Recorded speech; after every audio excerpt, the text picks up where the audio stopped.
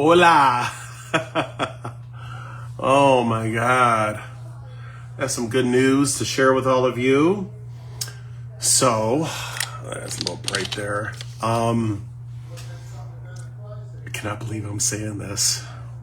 I'm finished with my second class. So I'm taking 3 classes this semester because I just picked up another one. It's my last one. Whew, it starts tomorrow night. But I'm taking 2 other classes, legal research and legal communication. So the legal research, I'm done with all the assignments. I just have to do the group discussion, which I can handle that. But like the main essays, they're all done. All 8 of them. No, I'm sorry. No, there's more than that. 24. 8 times 3. Yep, 24. All 24 essays are done. And my legal communication, I just finished my contract today. Oh my God. So I'm done with both classes. Can you believe that? I cannot believe I'm saying this. I'm done with both of them. So I just have to do my last class, which, let me see. Let me tell you the name of it. Hold on.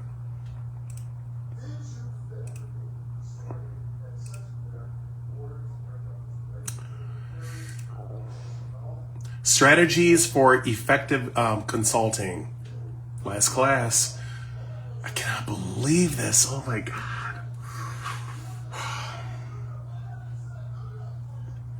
I am so shocked.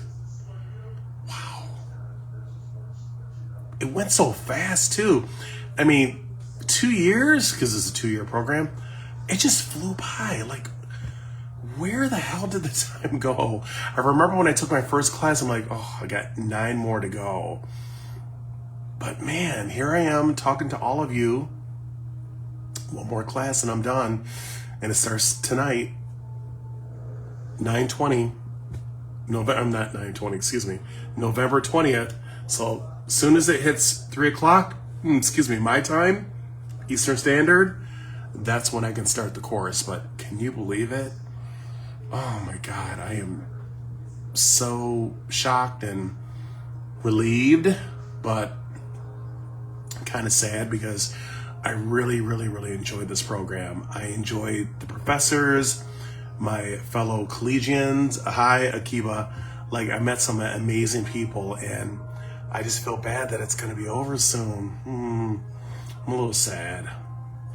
Anyway, but so I'm thinking about 3 different universities. I know I've been accepted in the JM program at Liberty, but I was looking at another one. It's Regency or Regent's University. And they have a Master of Legal Studies in Constitutional Law, Business Law. Hold on, let me look at the email because she sent it to me today. I'm kind of like vacillating between Regent University or Liberty. But there's another one I'm looking at too. I don't want to disclose it yet because I don't want to jinx myself. But give me 1 second, okay?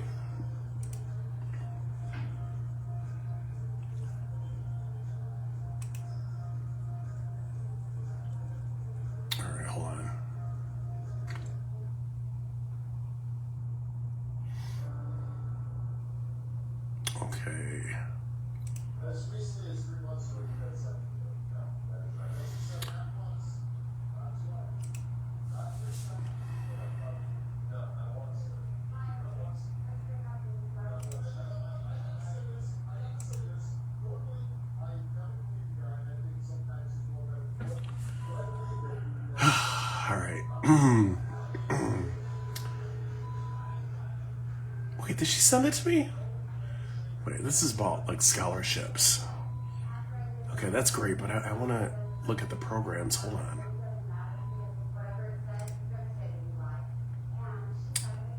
No.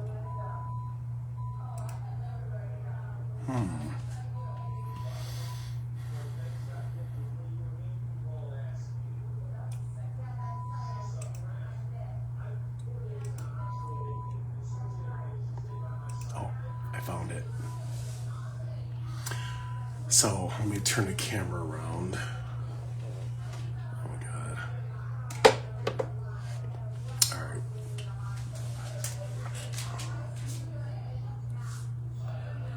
So this is the program I'm looking at, my third master's, Master of Legal Studies in Business Law. Then he had, hold on, there was another one. Wait a minute. Oh shit. I think this is it, wait. Okay, law and government, is it that one? Wait. Okay, it's a little bit more expensive than Liberty, but I don't know. I gotta see what I'm gonna do. But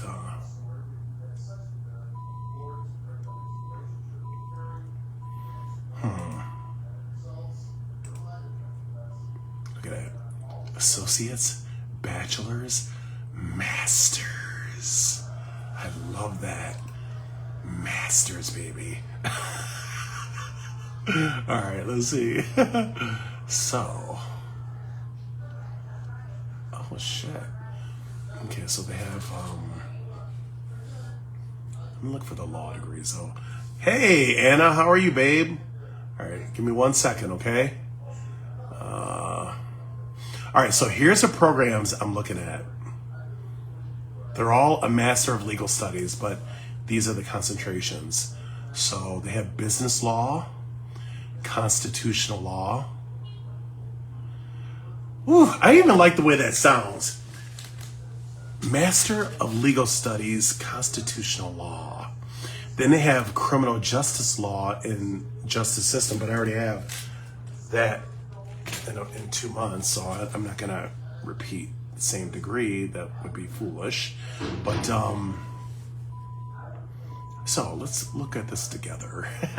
So a Master of Legal Studies in Advanced Paralegal Studies.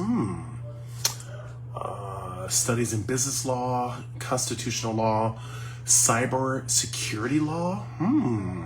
That's interesting.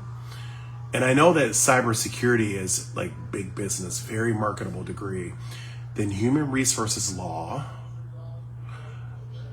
immigration law, national security, because I used to work for TSA, so, you know, I do have a lot of security experience, 7 years.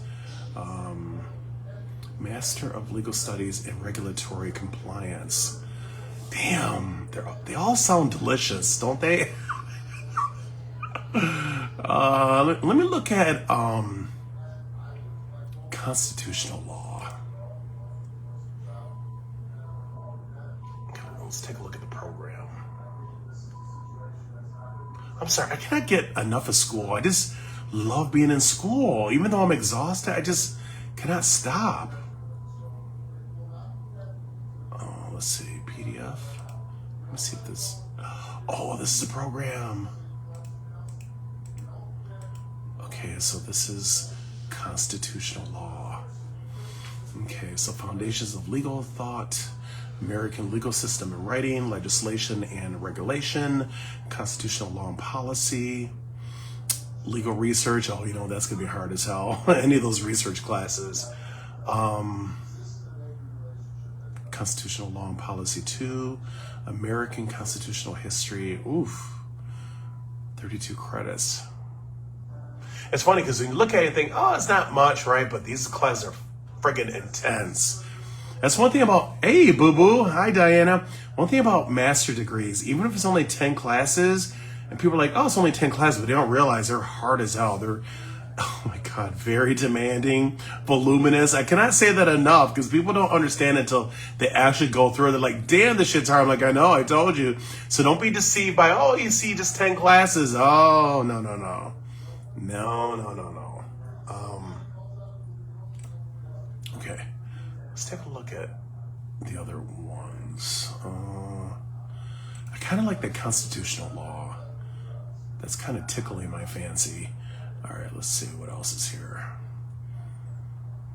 I think I'm going to probably do some live readings tonight because I'm in a great mood because I'm done with my 2 classes. So, all right. All right, so a Master of Legal Studies in Advanced Paralegal Studies. Ooh, let's check that out. See that wall right there? That's how my wall looks. All right, let's see. Hey, I worked hard, I'm proud. I share my hard work because, it wasn't given to me. Let's take a look at this program here. So, this Graduate Foundations for Law. That's a 2-credit class. And then we have American Legal Thought, American Legal System and Writing, Legislation and Regulation, Constitutional Law and Policy. Ooh, my favorite, Contract Law. I love contract law. And I have a certificate from Harvard in contract law, so I love that shit. So legal, research and writing, property law and policy, American torts. Oh, I love torts, juicy torts. And civil procedure law. Oh my God. I don't know what it is. Something about higher education. I just feel euphoric just thinking about it. It's very euphoric for me. I just love learning. Oh my God, because knowledge is power. Like just the ability to be able to talk to people on various levels and degrees and subjects and stuff. I just love having that flexibility. You know what I mean? Diana and Anna, I love having that flexibility that I can talk to people about various things. That's what education does. And I tell people is, listen, even if you don't get a degree, nobody is stopping you from opening up a book. I always tell people that. If you have time to smoke and drink and do all this other stuff, which I'm not saying you're not entitled to because, it's called sweet juris. I mean, you do whatever you want. You're an adult. But find time to feed your brain cells. I always tell people is always find quality time, even if it's reading for 30 minutes a night, to feed your brain cells, because knowledge is like food for your brain, right? Your brain cells. You need to feed those brain cells, stimulate them, right? Because if you don't read and better yourself, you kind of stunt growth, like you kind of reach an impasse where you just kind of get stuck in a rut. You don't really like move anywhere, like you're kind of stagnant, and I just refuse to be stagnant. I like to always be on the continuum of learning, higher learning. But I'll tell you something is, I just love education. So I'm gonna tell you something that happened. True story. So this is the other day, I was talking to a client. Now, this client is a retired attorney, and he keeps telling me he's gonna write a testimonial. I know you're watching. I love you, brother, but write it. Don't keep telling me you're going to one day. Write it. Anyway, so we're talking about different things, whatever. And he was just telling me like how impressed he was like learning about these alternative law degrees, right? It's like, again, I think I told you he's the same person I spoke to before because, he booked a reading, just like a 15-minute whatever. But then we were just talking about just, having like small talk after the reading. And he was telling me, he's like, I didn't know they teach all that stuff with the Master in Legal Studies program. Like, yeah, they do. He's like, he was shocked because he thought it'd be like so like reductive, like, like a cheapened version. He's like, they teach you all that? I'm like, absolutely. So we're talking about different things, and he's asking me questions, and there's a couple that I got wrong, but he was a civil attorney, not criminal. But he was just impressed with all the writs and stuff. He's like, I'm really shocked that you would know this. I'm like, yeah, they teach us that stuff. And some of it I knew prior to the program because, I've basically been like studying law on and off for the last 25 plus years. So I've always had a affinity for law. That's both civil and criminal, especially criminal. But I'm just telling you, everyone that's watching this, it's up to you. It's your life. I can't dictate and control people's destinations and paths and stuff in life, but I always try to encourage higher education because you just never know when you're going to need the knowledge. Things come up. I always say this, things come up. You never know what comes up, right? And it's always good to have that knowledge in handling those situations with resolve, right? Like you don't want to be in a situation where you're completely clueless. You don't know what to do. It's kind of like a chicken with the head cut off. You don't want to operate that way. I mean, I wouldn't think you would want to. I know for myself, I don't function that way. I don't thrive in dysfunction, you know.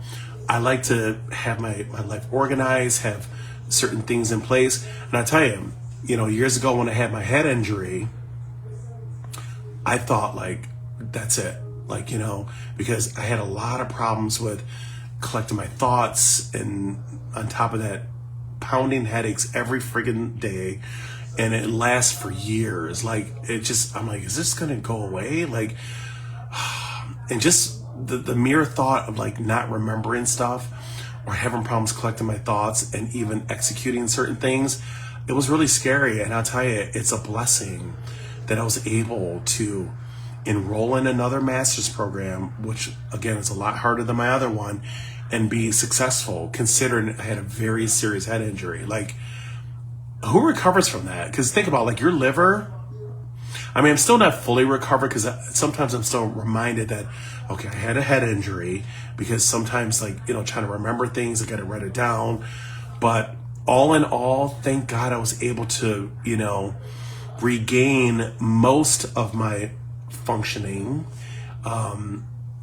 It's a blessing to even be able to, you know, share that with all of you, because I really thought that was it, you know, because head injuries, very serious. Like, you know, when you have any kind of shifting with your brain, it can cause damage and all sorts of stuff, you know. So that was a very scary time in my life, but thank you, Lord, thank you, Spirit, for helping me to persevere to get through it, because it was looking very bleak during that time. But anyway, I was able to enroll in another master's program and do exceptionally well, and it's a blessing to even like live to see this, because I didn't think it was possible. But anyway, as I was saying to all of you lovely ladies and gentlemen that are watching this, is, you know, never give up on your dreams. If somebody tells you no, prove them wrong. And just remember that knowledge is truly power.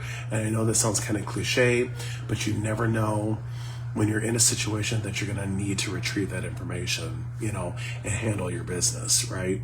But it's just interesting how, like, once I learned all these things about constitutional law and case law, especially constitutional, I just see life with a new set of eyes. Like, even though before I was still pretty much aware of my rights, you know, my civil rights, and as a human being, my constitutional rights, but this program took it at a, you know, at a higher level.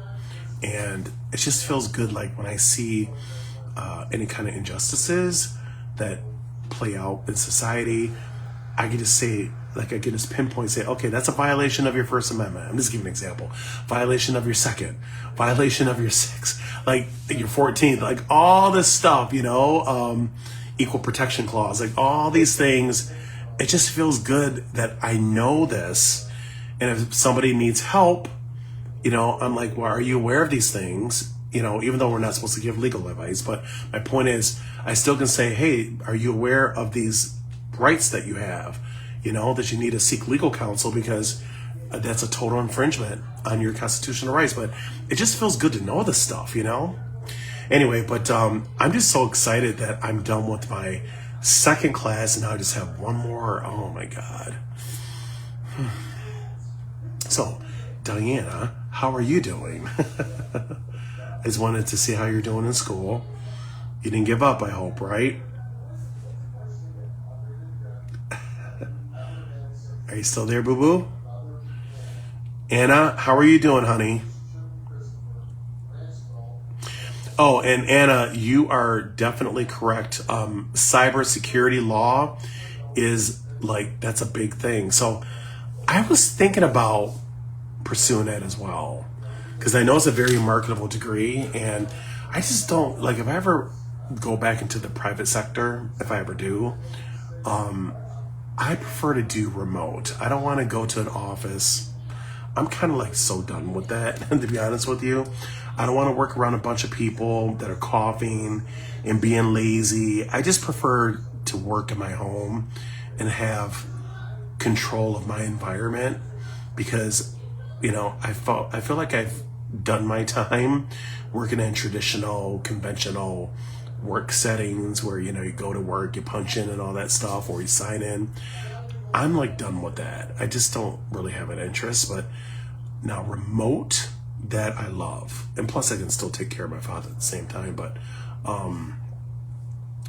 once you do remote work, it kind of spoils you. And then like the thought, just the mere thought of going to an office is like, oh, perish the thought. But anyway, I just want to share that with you, is that I am thinking about that cybersecurity. That looks really, palatable. I'm still in school and doing good. Oh, good. Diane, I'm so happy to hear that. Very, very, very happy to hear that. I told you before is, you're going to go through some challenges, some battles, but at the end of the day, you've come so far, and to just give up, it would be pointless. I have a final tomorrow. Okay, girl, crush it now. But I'm just saying, when you reach a certain level, why quit? I mean, it just doesn't make sense that you go through all those classes, all those tests, all those final exams, all those essays, whatever that's part of your program or your syllabus, whatever, all the things that you go through, all the rigors, and to just throw it out the window, like just throw your hands up and say, okay, I'm done. I always tell people, why would you do that? You've come so far. Now, if you start in the beginning, I can understand sometimes people don't feel inspired to keep going, but if you're halfway done or 3/4, etc., why would you quit? It's just, even though I was going to do it myself, and I don't want to look like a double talker here, but I went through my own challenges, and I'm like, Rich, what's wrong with you? You're 50% done, and all of a sudden you want to quit. Yeah, that's how stupid I was, but thank God I didn't, and it paid off. And so I'm going to be graduating soon, and I'm very, very excited about that. So, okay, so I have a final tomorrow because I can't afford to pay rent. Yeah, I'll tell you something. I don't want to get political here, but some people, I'm not saying you lovely ladies are watching us here, but I'm sure there's a lot of people that regret voting for Trump. I'm sorry, I don't see anything good that he's really doing. Ever since he became president, everything just seems at a disarray. Things are just so dysfunctional. The inflation is insane. I don't see anything positive since he has become president again. I'm just keeping it real. And I try to be open-minded, give people the chance, or give them a chance, and, what do you call it? Give them the benefit, or what do you call it? I can't think right now. But I just try to, give them an opportunity, the benefit of the doubt or whatever, to show themselves, to prove that, okay, I've earned this position. I'm going to, put the American people first. But instead we have a cacostocracy, which means basically an incompetent administration. And I'm sorry, I don't mean to offend anyone, but we definitely have a cacostocracy. Ever since the Trump administration had taken over, nothing has been going right. So many people are out of work. Inflation, like I said, is through the roof. All this dysfunction. I just feel like we're, what do you call it? We're in a washer machine. We just keep spinning around and around. I feel like nothing good is coming out of this, presidency. Nothing. I'm just being real, just keeping it. Yeah, benefit of the doubt. Thank you. See, so remember I told you I have those moments. Anyway, thank you, baby. I need an assistant, but yes, I try to give people the benefit of the doubt. Hi, Vicky. I really try to be open-minded because, people do deserve a chance, and even though I know that Trump is very crass, and because of his crassitude, it can turn a lot of people off. But I still try to look at a person holistically, strengths and our weaknesses and whatever's in between. I really do, because we all have our strengths and weaknesses. So do I. I mean, I have a lot of flaws myself. We all have room for improvement, right? But if you're a president, just think about it. You're in a different capacity, a different role. Like, there are certain expectations that people have of you simply because you're the president, right? So there's a certain level of deference and expectation that people have when you're a president of the United States. And I'm sorry, I just feel like he has failed a good chunk of us. Now, maybe he's benefited the rich, but I don't care about the rich. I care about the common person, because the rich is, it's a minority. I mean, I cannot quantify the number, but majority of people are just not doing well. I did see some stats and stuff, about unemployment rates and things of that nature. But a lot of people are losing their houses, losing their businesses. What else? Becoming depressed. All these different things devolving to drugs because of the state of our current economy. So I tell people if you're doing really well, I mean, congratulations. But what about the people that are not doing well? And I always try to tell people don't get too high on your horse, because you can get knocked off of that horse at any time. I'm just telling you. So lived experience. I've seen it myself where certain people look down on others thinking, oh, I'm on my high horse. Who are you? That's your problem. Like they don't care until it happens to them. Then all of a sudden the dynamics change. Some people are like that, right?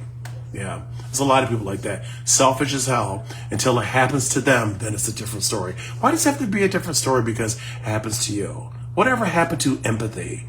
Putting yourself in someone else's shoes. I'm just saying, oh God.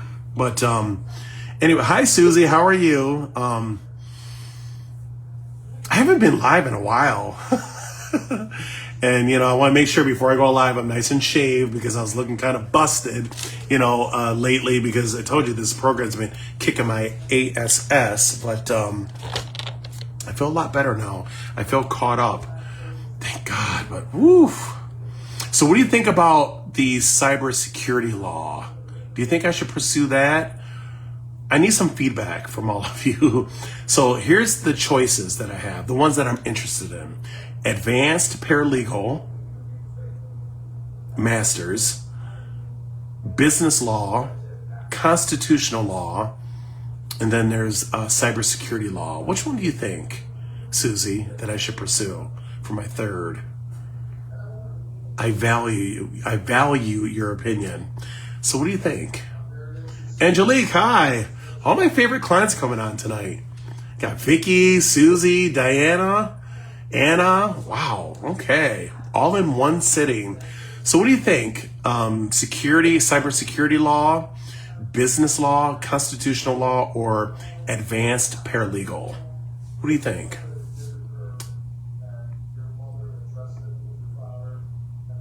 Which one do you think sounds more marketable? Just curious. And Anne, hi Anne, I didn't forget you. So which one do you think I should pursue? Security? Okay, security. Yeah, because that is a big thing. Anybody else? And I think Anna, you also said cybersecurity, right? So that's 2 votes. Susie, what do you think? Vicky, Anne? So let me go through the choices again.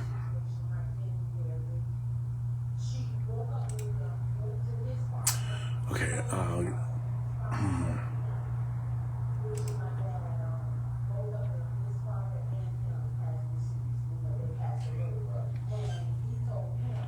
Oh, paralegal. Ooh. All right. Damn. Okay. Wait a minute.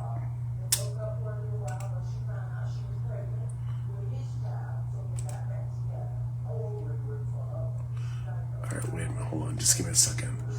I'm looking for those programs again. Oh.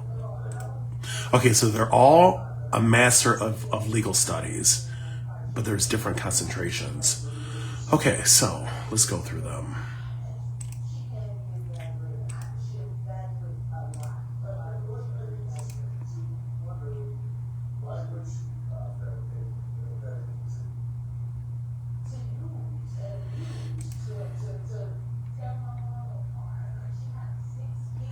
Okay, you ready?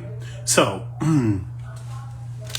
there's a Master of Legal Studies, then there's a Master of Legal Studies in Advanced Paralegal Studies. There's a Master of Legal Studies in Business Law, Constitutional Law, Criminal Law, and Justice System, but I already have a criminal justice degree, so I'm not going to do another one. Cybersecurity Law, Healthcare Law, Human Resources Law, Human Rights and Global Justice. That one, I like the concept, but I don't think I'm going to do that. Immigration Law, National Security, Negotiation, Mediation, and Dispute Resolution. Then they have Nonprofit Church Law. Oh, one more. Regulatory Compliance. Master of Legal Studies in Regulatory Compliance. So which one do you think? Okay, so security. Cyber, yeah, I know. The only thing I'm worried about cyber is I'm not very computer literate. Just saying, that's not my strong suit.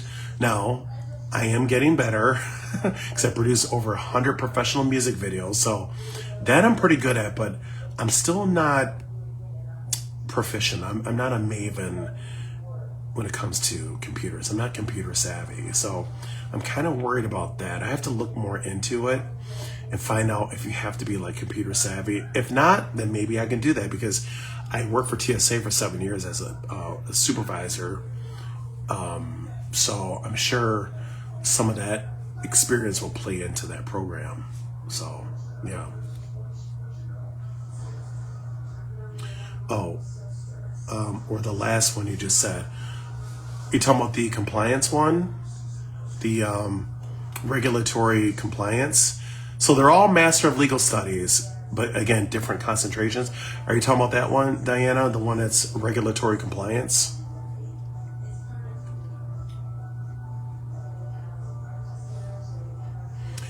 Oh, you know what? So, Angelique, you're right, though. I could. I just kind of feel like out of all of those, the paralegal would be the most marketable because it's an advanced paralegal. You know, I just love the way it sounds. Master of Legal Studies, Advanced Paralegal. Doesn't that sound like really catchy? Like captivating? Oh. All right, hold on. Let me just see what the course, the syllabus is. Hold on. Wait a minute. Let me look at the program. Hold on. Okay, so let me turn the camera around so all of you can see. Okay, hold on.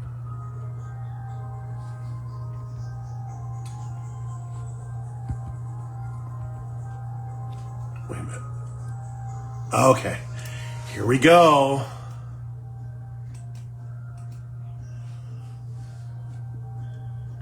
Graduate Foundations for Law, American Legal Thought, American Legal System and Writing, Legislation and Regulation, Constitutional Law and Policy 1. Then there's Contract Law, which I love, Legal Research and Writing, Property Law and Policy, American Tort System, see, and Civil Procedure Law. Oh my God. I love all that stuff. Damn. All you need is a minimum of a 3.0, which, you know, that's not happening. I'm going to at least have no, I'm not going to have no 3.0. No. I'm going to try to get like a 3.9 something. I can't have a 3.0 in a master's program. Sorry. I mean, at the end of the day, you still have the master's. Like, a lot of employers don't ask about GPAs. But just for my own sanity, I cannot see myself earning a 3.0 and feeling good about that. Even though it's a B, but again, just speaking for myself, because there's nothing wrong with B's, but at the graduate level, you're really not supposed to earn any B's, right, Susie? You're really supposed to earn A's at the graduate level. So when I saw that 3.0, I'm like, obviously, I can do the program, but I cannot see myself getting no damn 3.0. No. So, okay, that one is a Master of Legal Studies, Advanced Paralegal. So make sure I have the verbiage right. Yeah.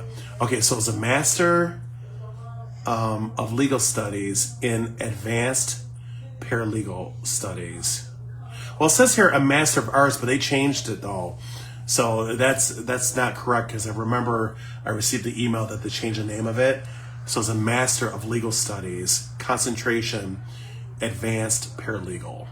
So, yeah. But the other one too, I like that regulatory compliance, because I know that you can get some good jobs like for the government with compliance. I don't know. But I'll tell you something, these alternative legal degrees are very popular. Like I notice how a lot of universities are offering alternative law degrees, because remember I told you, the beauty is, somebody sent me a message. The beauty with the alternative law degrees are a lot cheaper than a JD, but we learn a lot of what JD students learn, Again, the biggest difference is we don't do mock trials and stuff like that, but a lot of the laws, the writs, how to file motions, what the motions are, we learn all that stuff.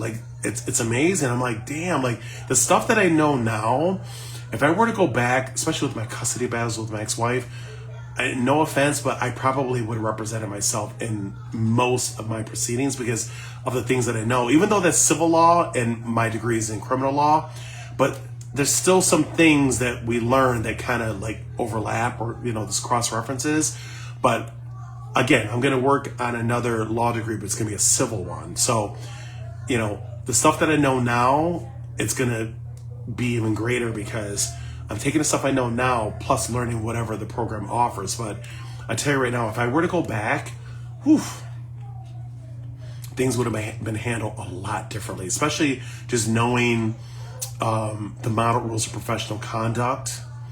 When I see attorneys that are exhibiting misconduct and they're not being held accountable for it, and even judges, because they have the model code of judicial conduct, all these things I didn't know before that I know now.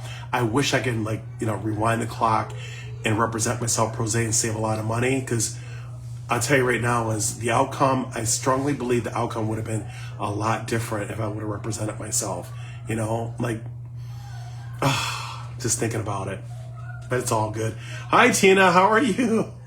So, it's up to all of you, ladies and gentlemen. Let me get myself comfortable here because, I haven't been live in a hot minute, but if you want to do some juicy readings, we can. I didn't plan on it, but if you want to, I'm all game. It's up to you. If you don't want to, we can do it another night. But I don't have the information up, but if you want to do some reading time, we can. It's $10 a question, so it's up to you. Just let me know, and I'll tell you what my Cash App is, my Venmo, and my PayPal. But if you're interested, let me know, okay? But just don't give up on your dreams. Just have a little chat here. Don't give up on your dreams, and just don't be afraid to take that step, Even if sometimes things seem a little gloomy, and a little doubtful, don't give up on your dreams. You only have one life to live. I always tell people, the older you get, the harder it is to discipline yourself to go back to school. The only reason why I was able to earn another master's is because of all the certificates on the wall. That helped me to get back into the groove, because at first I was a little rusty. I'm like, well, I don't know if I want to do this. But I'm like, no, stop being lazy. because, I don't like to be lazy, but I have my lazy moments. I'm like, no, stop being lazy, Rich. You can read that stuff because you're always telling people to read. Don't contradict yourself. Practice what you preach. And I don't want to look stupid by saying, I'm telling you to do it and I'm not doing it. That's not going to look good. So I was like, yep, you're right. I got to lead by example. And I'll tell you, I'm so glad I took those online classes with, Harvard and all the different universities, because it definitely put me back into the school mode, But I just want to say congratulations to Susie, that's on our live here. She earned a doctorate degree, and I have to say I'm so proud because I didn't know that she had a doctorate. I knew she had a master's, but I didn't realize she had a doctorate. So I'm like, no, I'm not going to call you Susie anymore. It's Dr. Enoch, because you worked your ass off for it and you shouldn't have to hide it. Here's something I want to say to all of you real quick. I don't know if it's like a product of social conditioning. It probably is. But you ever notice how when you achieve something, people sometimes try to guilt you? I've experienced it myself.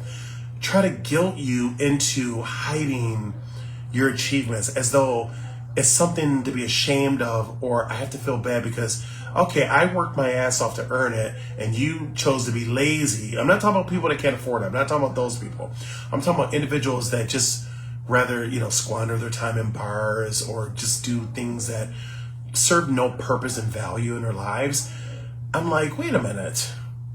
I worked my ass off to earn these degrees. Why do I have to hide it because you were too lazy to do it yourself? I don't do that anymore. I used to think like that, if I share this with someone, I'm going to feel like I'm gloating or I don't want to make somebody feel bad. And I say to myself, thank you, Tina.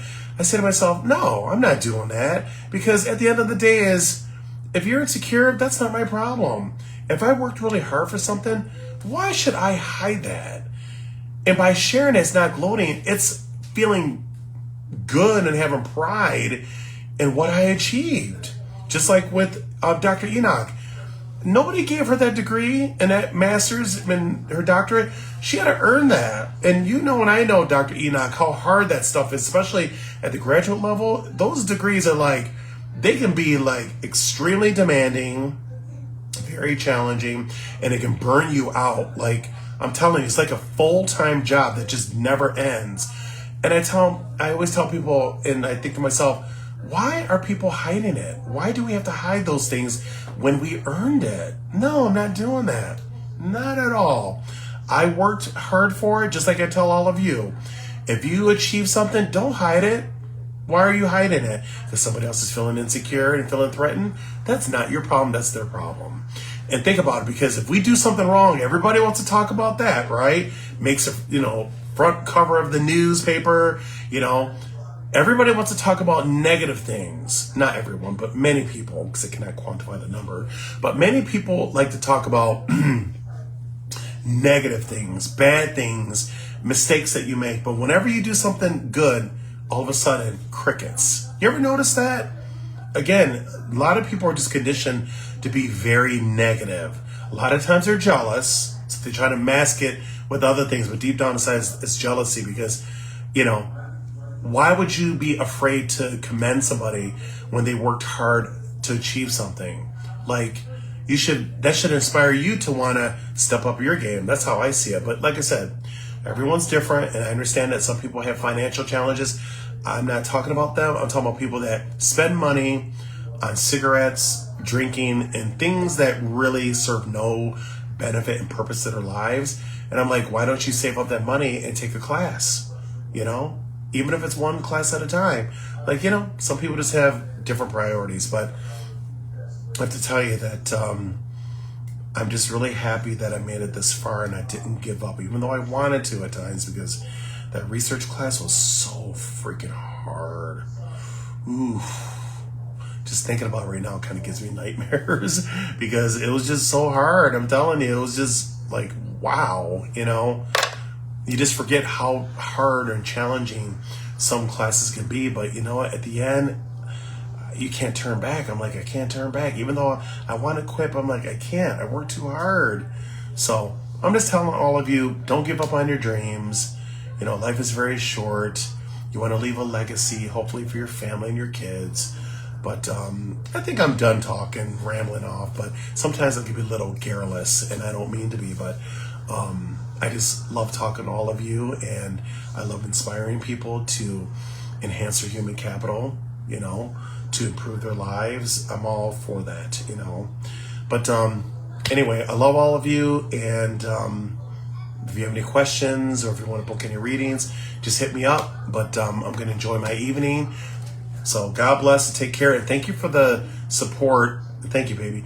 Thank you for the support about the programs. I'm proud of you too, sweetie. And listen, Diana, don't give up, because when you finish school, you may have some happy tears, but just think like, oh my God, I wanted to quit. I was, having problems paying my rent, all the things you're going through, but I did it though. That's the beauty, is when you achieve it. I just feel like when you're going through struggles, and I'm not trying to glorify struggles, okay?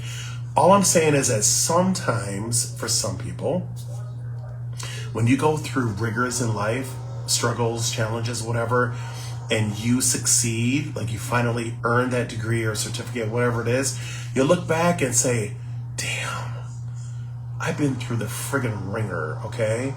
But at the end, I have this degree. Like, to me, I just feel like that degree has more value to it because you just know what it represents. You feel me? So like when I finished my master's years ago, I remember, I was burned out. I had an art business. I had like 3 jobs, and I was dealing with my mother that had some serious drinking issues. And it was just too much. Like, I was just so overwhelmed.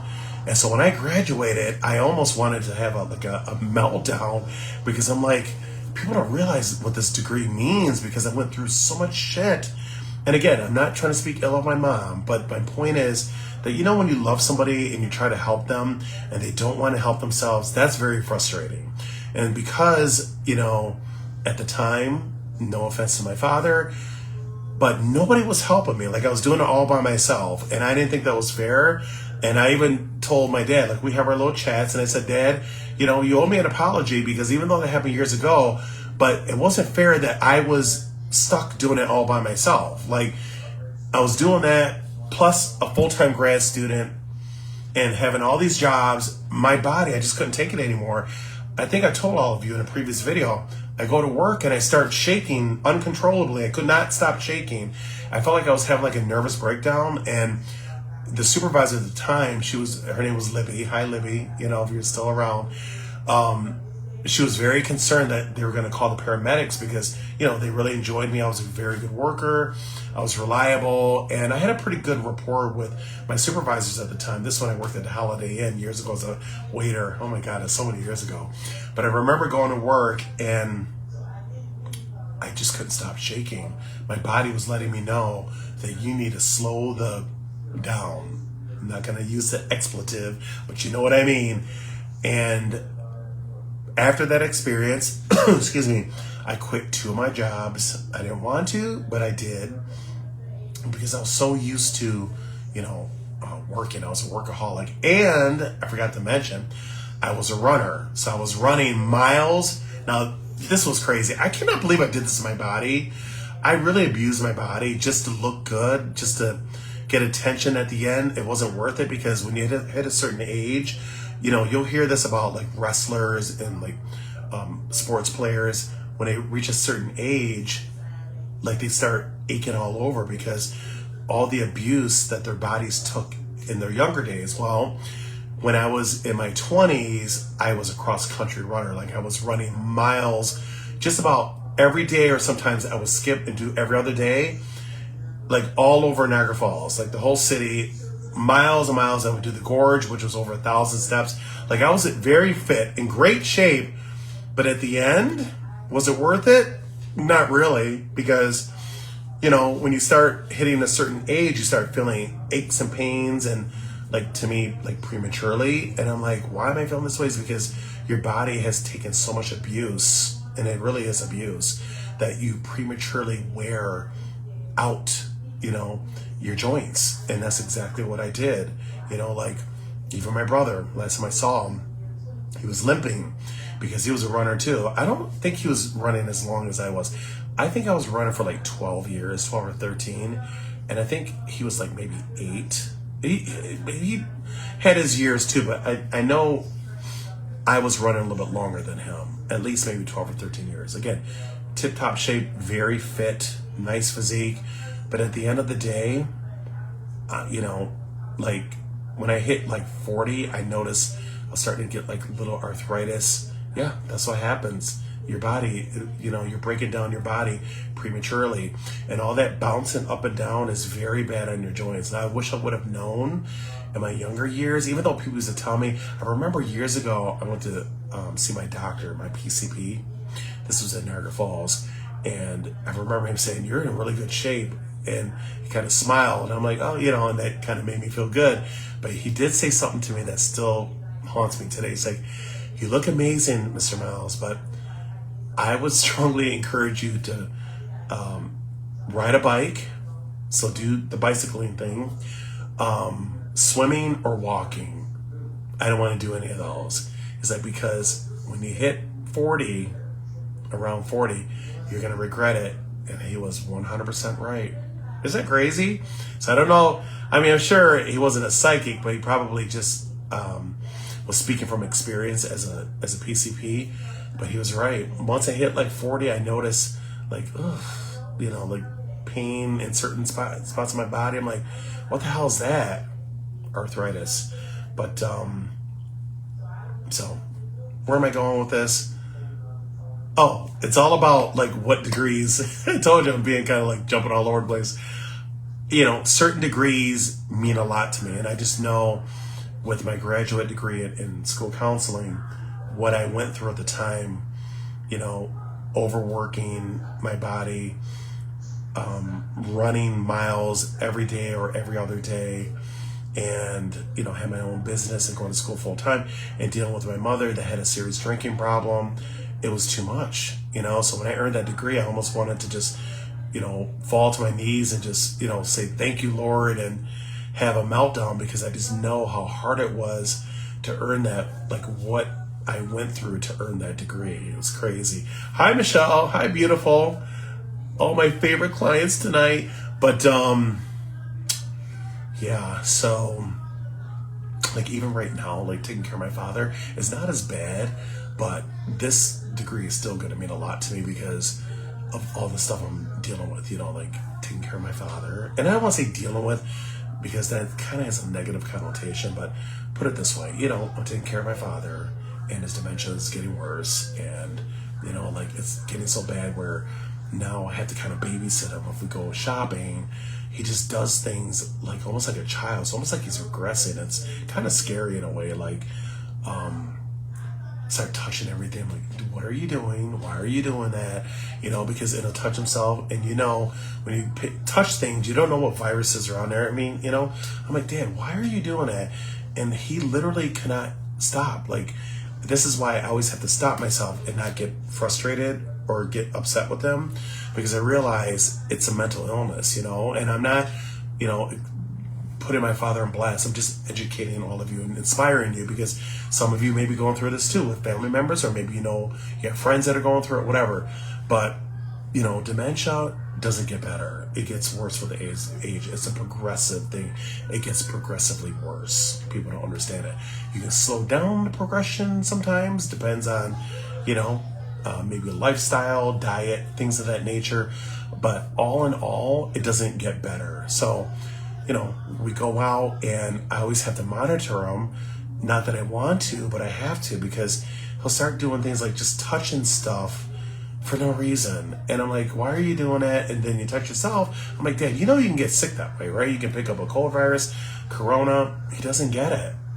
And so like tonight, we were in line, and the little, with the carts, the grocery carts, where you can like place a toddler where they could sit in front of you. Well, a little flapper that's inside, he just kept doing it really loud. I'm like, "What are you doing?" So I had to put my hand to stop him. And would you believe, even though I told him, he's like, okay, he still was trying to do it, because I can feel the, the resistance. I'm like, oh my God. and he just wouldn't stop. It was almost like a person that has, what do you call it? Give me a second.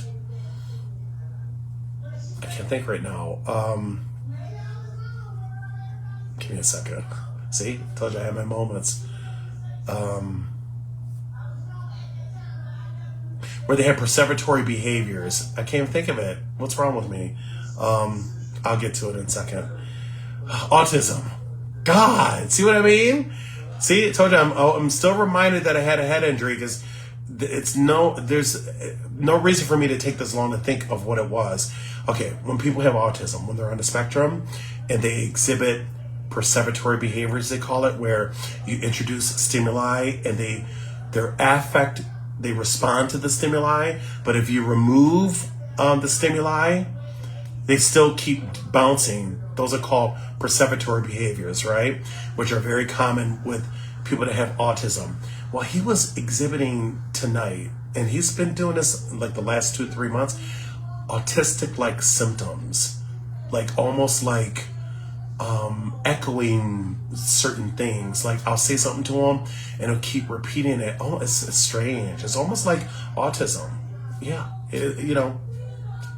so it's a big job, I mean, thank God he can still like go to the bathroom on his own, so we're not there yet. But like other things, there's no way he can live by himself. Like just like I'll tell him something and the next minute he'll ask me again, like, I just told you, Dad. So again, I always have to remind myself to not get frustrated because he cannot help it. But we're human, and sometimes I get a little frustrated. I'm like, Dad, stop. And then I'm like, he can't help it. So I always have to make sure I put myself in check and remind, myself of the situation. And then, of course, handle it accordingly. But again, tonight at the store, he just will not stop with that flapper. Like, it was very loud.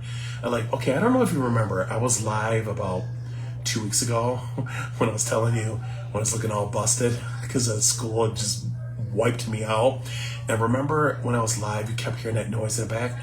Yes, like he was like doing something with a can, like just like, and I was like, Dad, stop. He's like, okay. And then as soon as he said okay, did it again. You know what I mean? Like, that's what you call dementia.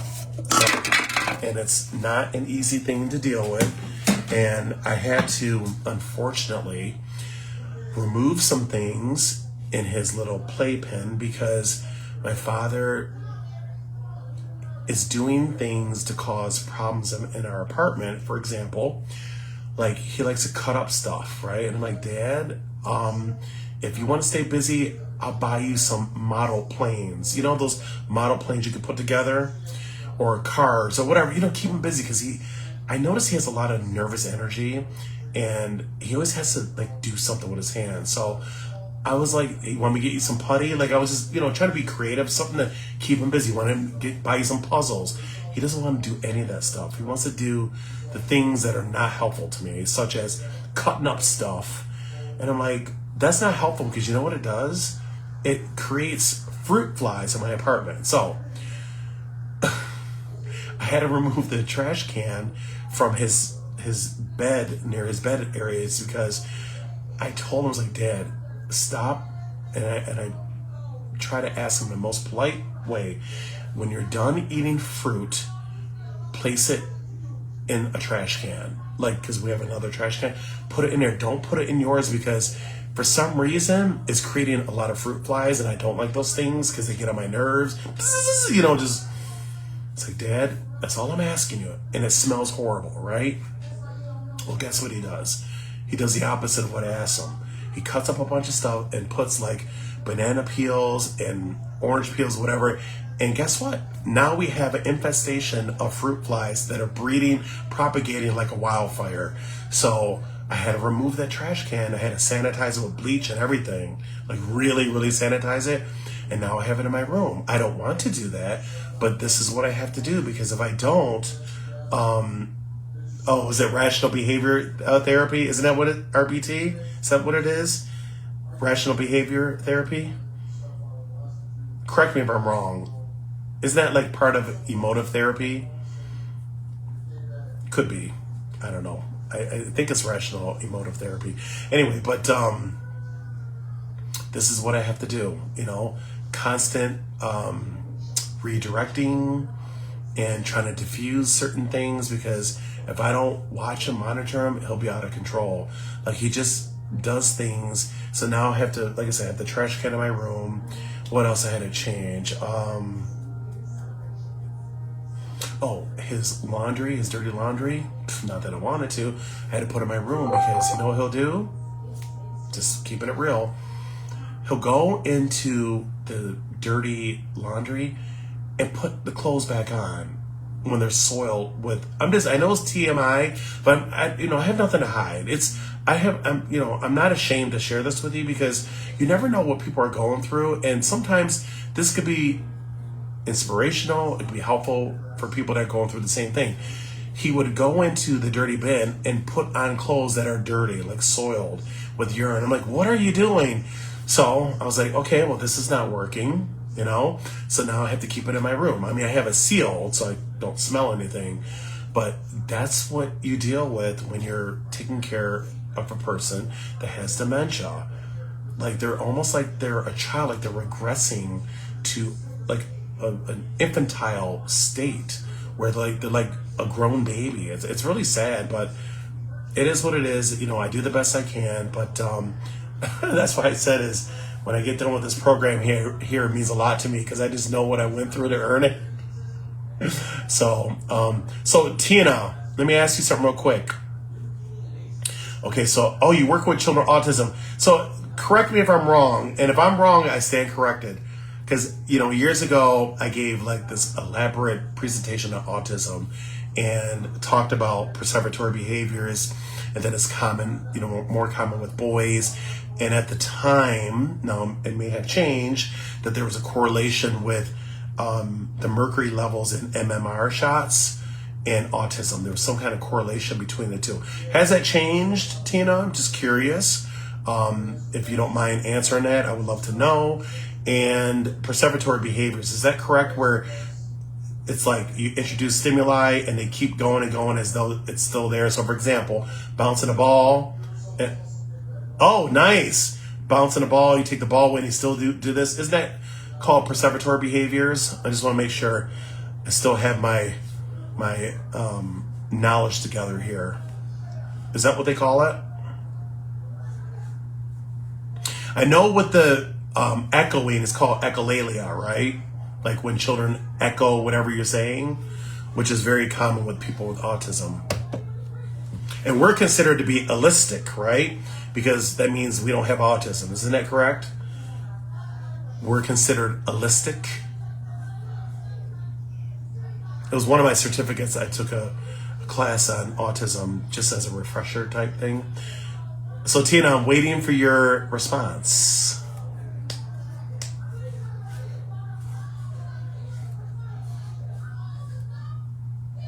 Oh, okay. So you said that you're a registered behavioral technician. I'm sorry about that. So thank you. But I I thought that was rational emotive therapy. I don't know why I was thinking that for some reason. So anyway. So I'm just waiting for your response. Isn't that what they call it? Perseveratory behaviors, when you introduce stimuli and they keep responding when it's removed or excised? Yes or no?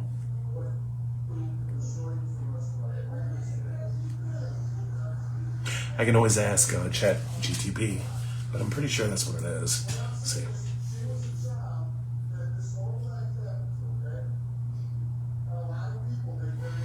Siri, Siri, perseveratory behaviors. Isn't that a condition of autism?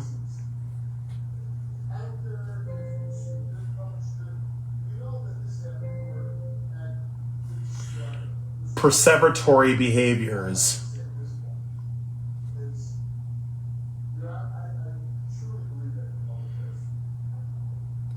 It says preparatory. I'm not asking. See, Siri, I love you, Siri, but you be messing up. I'm going to fire you, girl.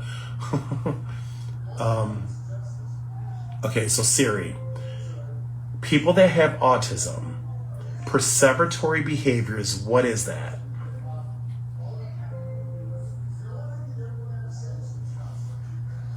Okay, anyway, I'm pretty sure that's what it is.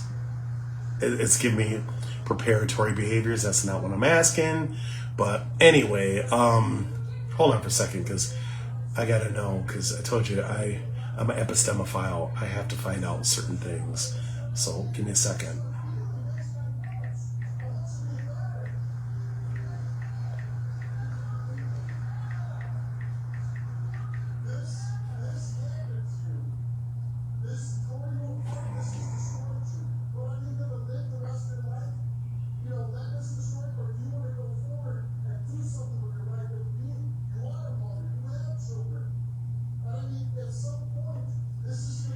Oh, no problem. Give me a second. Let's see here, perseveratory.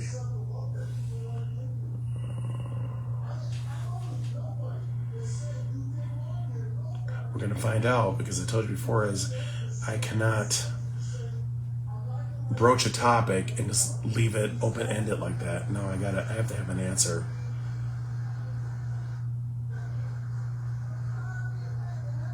I have to know. Let's see what it is.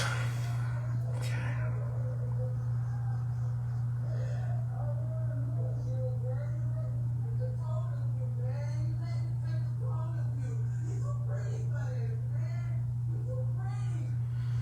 Okay, yep, that's correct. So, perseveration. In the fields of psychology, psychiatry, speech, language pathology, is the repetition of a particular response, such as a word, a phrase, a gesture, regardless of the absence or cessation of a stimulus. So that's correct. So it is usually caused by brain injury or other organic disorder. Symptoms include lacking ability to transition or switch ideas appropriately with the social context, as evidenced by the repetition of words or gestures after they have ceased to be socially relevant or appropriate. So that's correct. It's when you have stimuli and it evokes a certain affect, and once that stimuli is removed from that setting, the person still engages as though the stimuli is present.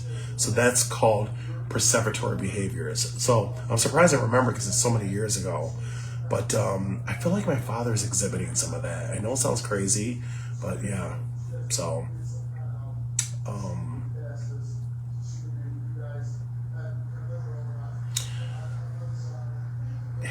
Cash App. Yes, so my Cash App is $ Miles 4747.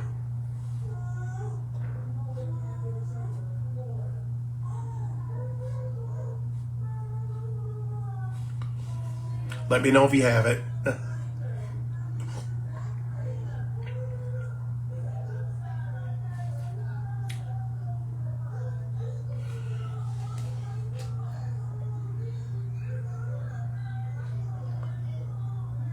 So it's $ Miles 4747.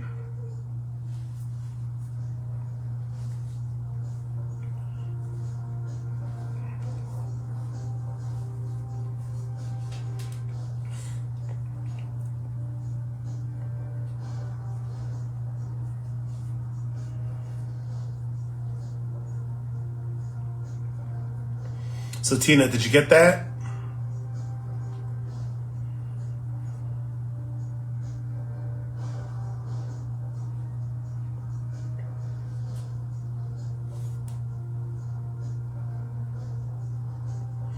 Oh, Diana, I just read what you wrote. My grandma had Lewy body, is it Lewy body dementia? So I get it. Lots of patients. Yes, it's a lot of patients. Like, I'm doing well because, I always have to stop myself and like, Rich, Dad can't help it, even though I get very frustrated because, I'm human. I'll be honest with you, I have my days where I'm like, Dad, I don't want to talk to you. Because like you're doing the opposite of what I'm telling you to do. And they're bad things. They're not even good things. They're things that can get you sick, touching the floor and to touching your face. You realize you don't know what's on that floor. And the last time we were at the doctor's office, he was doing, I'm like, what are you doing? Like just sitting in a chair and rubbing the floor with his hands. I'm like, what's the purpose of doing that? And then he touches his face, doesn't wash his face or use hand sanitizer. I'm like, Dad, you realize this is a doctor's office and they don't always wash the floors every millisecond? Absolutely not. People are coming and going. I'm like, you don't know what's on that floor. So my thing is, now you're touching your face and now you're sick. Now I get sick. I said, we can't afford that. So it's tough. Trust me when I say it. It's very, very challenging. So, okay, so Tina, did you get my Cash App? So it's $, miles, 4747. And I'll write it here too.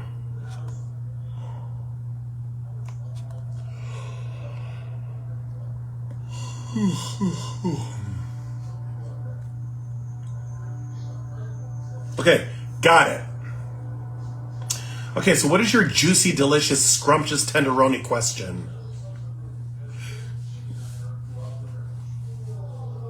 Ooh, it feels good to get back into the readings. Because I still do readings, but they're private. Because, I don't have the energy to go live. But right now, I told you I'm done with my second class, and now I have a little extra time. Okay, so what is your question, boo-boo?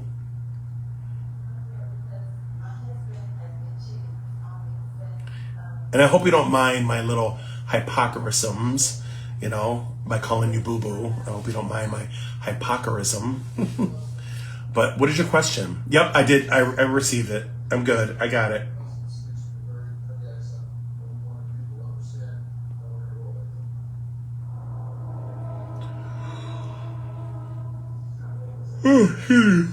So what's your question? Because I have a message for you. So it's up to you if you want a message or you have a question. Yep, I got it. So do you have a question or do you want a message? Because there's a message that's coming through.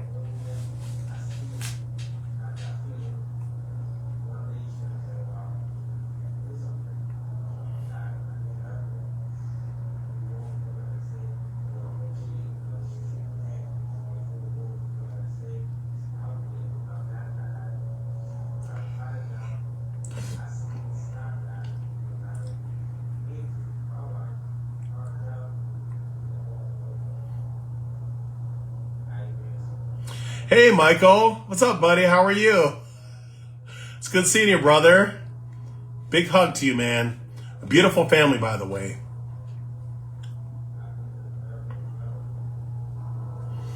Okay, so Tina, go ahead. I'm waiting for the question. Or do you want to receive a message?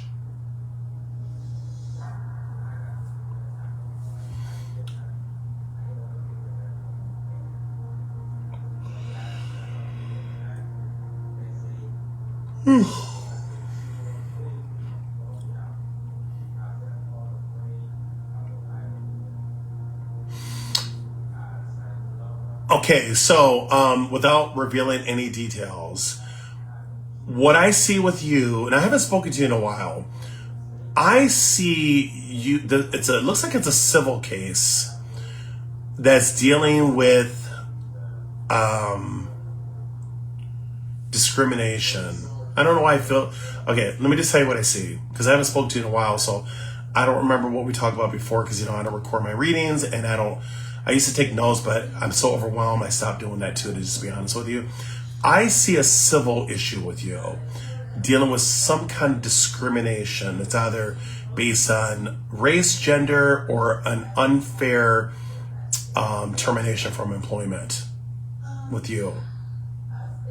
But I feel like it's a discrimination case. And I see it working in your favor, but I also see the adversarial party dragging their feet. Like, there's a word, they're being dilatory. Dilatory means intentionally trying to delay things. Okay, now I'm stepping up on my game now. I'm all nice and fresh, ready to go. Whew. All right, so I see that the adversarial party are being, hi, Greg, are being dilatory. And when I say dilatory, meaning that they're purposely trying to drag things out, because I know this sounds really bad, but I have to say it.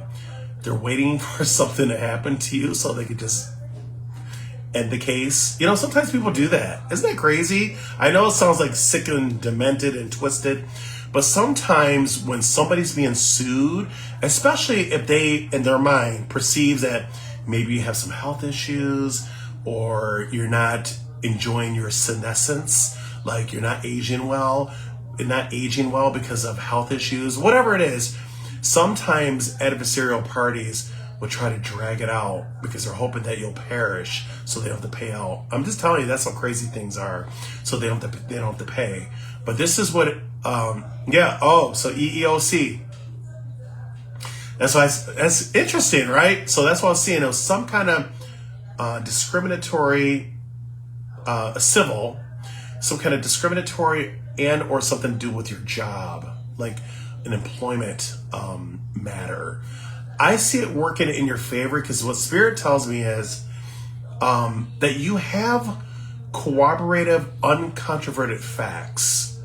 But I will tell you though, even though I know that I'm kind of extending this reading, I kind of feel like some people have disappointed you. Like, you know, when you have somebody that memorializes their statements, like give an affidavit, a sworn statement about what happened, you know, they memorialize the events.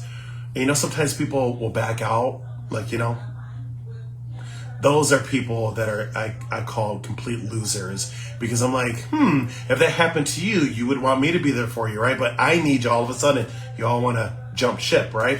I just kind of feel like someone has disappointed you. They either lied or changed the narrative because they don't want to get involved. Because you never know what symbiotic relationships people have behind closed doors, right? Even in the legal system, it happens with judges and attorneys, even though it be against the model rules of professional conduct and also the model code of judicial conduct. But it does happen. There's a lot of, you know, symbiotic relationships, a lot of surreptitious, clandestine things going on behind closed doors. I just see in your situation, there's been some people that actually know what happened to you, but they had a change of heart though. They're either saying things that are not helpful to you or not saying anything at all, or just saying things that are totally putting holes in your ship so you can sink. Because I just kind of feel like they're afraid of losing something. Because you never know what relationships people have behind closed doors if they're sleeping together. You just never know what people are doing, right? So all of a sudden is, oh, wow, you know, if I don't, you know, say anything that's against my employer, I can get a promotion. I'm just giving an example. I can get a promotion, or there's some kind of advancement for me. So I'm not going to, you know, stick up or, you know, defend Tina for myself. You get what I'm saying? So I am seeing that, unfortunately. So you're dealing with a lot of those dynamics, but Spirit tells me, all in all, you still have enough proof that this has happened. So that's my conclusion is, I do see it's going to prevail in your favor, but they are purposely delaying, again, being dilatory, right? Delaying these unnecessary cunctations, they call it. Cunctation is just a fancy word for delays, but all these cunctations that are kind of, you know, put out there just to see if something happens to you so they don't have to pay. Pretty effed up, but that's what I see. So that concludes your reading. And sometimes, as I know, 2 years, sometimes it takes, hold on, let me charge, don't go. sometimes with civil and criminal, especially civil, it can take for years. Because as you know, when it comes to civil suits, there's a lot of nuances, a lot of complexities. So it's not always, just cut and dry. Now, it depends on a case, because I always tell people, as you know, there's no such thing as a cookie cutter civil case. They're all different. They're all variegated, right? Lots of working parts. But that's what I see what's going on in your situation is that, excuse me, some people that claimed they were going to help you, whatever, turned their backs. Huh. What a bunch of losers. But you know what? I always tell people is, got to be careful. That's bad karma. Because, when you do things like this, get all shady and stuff like that, it comes back to bite you in the ass. You think, oh, I'm getting away with it. Nobody can see me. Oh, no, there's always somebody or something that's watching you. It's called spirit. Always watching you. And eventually the pendulum's going to swing the other way. And when it does, it's usually a lot worse. Just telling you from what you initially dished out. So I try to encourage people. I'm not saying you have to be angels to be perfect, but if you know better, try to do better, because when you're all scandalous and engage in subterfuge behaviors, eventually that stuff's going to backfire on you. Just saying. So, all right. You have an attorney, that's good, but that's what I'm seeing with you. So you may have to wait a little bit longer because it's a civil suit, and sometimes they take time, but I just feel like it's being dragged out. Oh, let me add something else too. Is sometimes when there's money involved, I say sometimes, usually, unless it's a pro bono case, when cases are delayed, a lot of times, maybe it applies to you, maybe it doesn't, that attorneys also do a lot of, corrupt things where they participate in the delays, because when you stretch things out, sometimes it means it gives more space for conflict. So when there's conflict, guess what? There's more proceedings, more attorney's fees, because now there's more battles. You know what I mean? I'll give you an example. Custody matters. Can't say all, but it's one thing I do know is sometimes attorneys will purposely delay things because they want to see, not so much if you're going to get along. That's wishful thinking. I think it's the other way around. A lot of times they delay things because they want to see if you're going to continue to fight, because if you continue to fight, that means more emotions, more money, more retainers fees. You get what I'm saying? So you got to be careful with some legal counsel. I'm not saying yours in particular, but just be aware of those dynamics, because it's a very real thing. I feel like sometimes attorneys behind closed doors, because remember, they're attorneys, kind of like police officers. They look out for one another, even though, they're really supposed to be an advocate for the client, but you just never know what people are doing behind closed doors when they're not in front of you, concocting things to delay things or cause more friction and conflict, because they realize it's going to cause you to be upset. It's going to evoke a certain emotion from you. And a lot of times people do act on emotion, right? And sometimes people say things or do things they regret. And guess what? Now you have another motion that a person's going to file against you because you just hit, I'm just giving an example. You just hit the person, or you violated the order, whatever it was, because you're acting on emotion.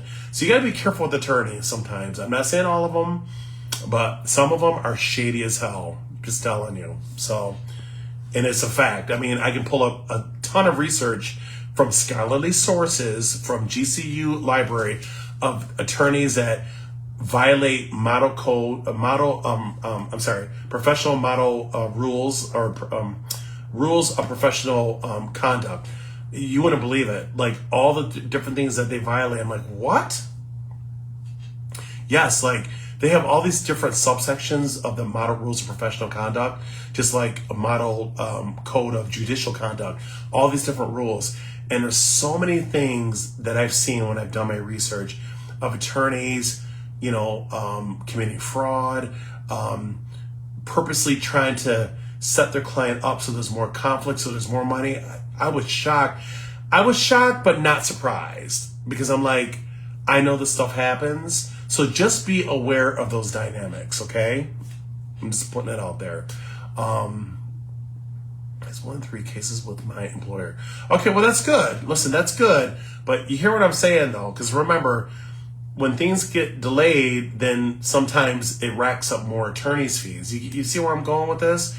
And sometimes things can be settled quickly, but at times, I'm not saying all, but sometimes attorneys will purposely and willfully and maliciously delay cases and hoping there's more conflict, so there's more emotions, more retainer fees. I'm just telling you, just got to be careful. So that concludes your reading, but that's what I'm seeing. I see that it's going to prevail in your favor, but there's unnecessary delays that are occurring, and they're done willfully. There's a reason why they're being done. They're not. I don't see that they're being done because, it's just, schedule conflicts, or no. I'm seeing that it's willful. So that concludes your reading. Okay, anybody else before I end this video? Hi, Greg. Anybody else want to book some time before I say adios, amigo? Okay, so keep me updated, but I don't see that you have a losing case. That I don't see, And you may want to ask your attorney about case law, if they have any case law that they can use to strengthen your case or support your case. It's a binding and mandatory sources of authority, and a lot of times, and especially in criminal cases, they use case law. Very powerful. They call it, give me a second, case synthesis, where you're taking like 3 of the primary binding / mandatory sources of authority to buttress a case, to strengthen a case, right? So case law is known for that, constitutional law, and statutory, just so you know. But anyway, good luck, and we'll talk soon. I love all of you. Adios.